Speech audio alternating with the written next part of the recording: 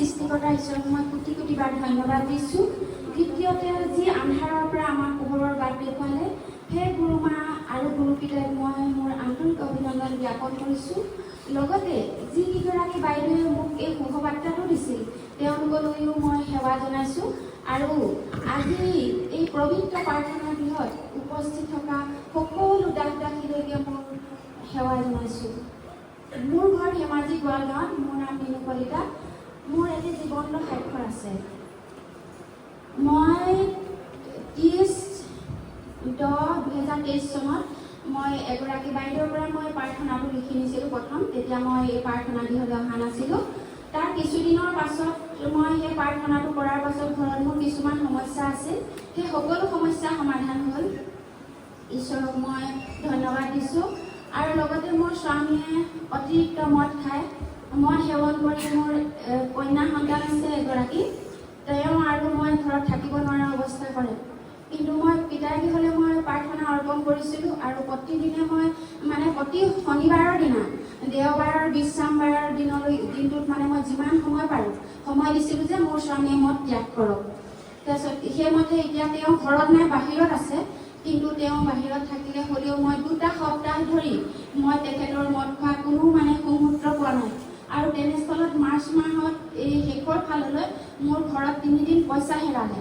তাৰপিছত মই যেতিয়া মই সংকল্প লৈছিলোঁ স্বামী হৈ, মই তেতিয়া কৈছিলোঁ যে তেওঁ মদ ত্যাগ কৰক, মই গুৰু পিতাৰ ওচৰত মই 5,000 টকা অৰ্পণ কৰিম বুলি। তাৰপাছত সিদিনা তেখেতে হয়তো মই একেবাৰতে দিব নোৱাৰাৰ কাৰণে মই কিস্তি কৰি এগৰাকী বাইদেউৰ ওচৰত মাহে 500-500কৈ মই থৈ গৈছিলোঁ। যেতিয়া 5,000 হ'ব মই তেতিয়া পিতাৰ গৃহত দি আহিম।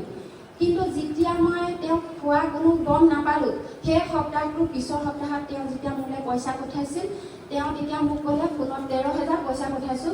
কিন্তু তেওঁৰ তেতিয়া 8,000হে মোক পাছবুকত সোমালে। মই লগে লগে দিনৰ 11টা বজাত যেতিয়া পাছবুক চেক কৰি পইচাটো নাপালোঁ, 1টা বজাৰ পৰা পিছদিনা মই দিনৰ 1টা বজালৈকে পুনৰ মই ব্ৰত কৰিলোঁ যে হে ঈশ্বৰ, যদি মই পইচাটো নিদিয়াৰ কাৰণে তাৰপিছতে মোৰ যদি কিবা ভুল হৈ আছে, ঈশ্বৰ মোক ক্ষমা কৰি দিয়ক আৰু সেই পইচাটো মোৰ হাতলৈ আহক। তাৰপিছত সেইমতে 9 তাৰিখৰ দিনা পুনৰ পইচাটো যিজনৰ ওচৰত ভৰাইছিলে মোৰ স্বামীয়ে, সেই মানুহজনে পুনৰ তেখেতৰ মোৰ স্বামীয়ে কোৱাত তেওঁ পইচাটো পুনৰ ভৰাই দিলে। কিন্তু 5,000 ঠাইত 4500 ভৰাই দিলে, হ'লেও ভৰাই দিলে।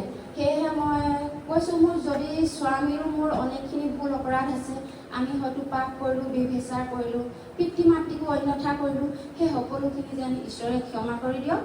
আৰু আজি 5,000 পইচাটো মই পিতাৰ ওচৰত অৰ্পণ কৰাৰ পাছত ঈশ্বৰে মোৰ ঘৰখনৰ প্ৰতি, মোৰ বংশ পৰিয়ালৰ প্ৰতি, সকলোৰে প্ৰতি প্ৰসন্ন হৈ আশীৰ্বাদ কৰক আৰু ধন টকা পইচাৰ অহাৰ বাট যেন মুকলি কৰি দিয়ক। আৰু মোৰ একমাত্ৰ কন্যা সন্তানটি যেন বিদ্যা শিক্ষা সকলো ক্ষেত্ৰতে ঈশ্বৰে আগবঢ়াই নিয়ক, তাৰে প্ৰাৰ্থনা জনাই মই আপোনালোকৰ ওচৰত মোৰ এই চমু সাক্ষ্য